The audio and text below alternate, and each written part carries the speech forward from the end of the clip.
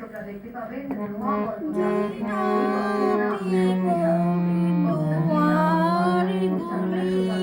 ভাঙলো ঝড়ে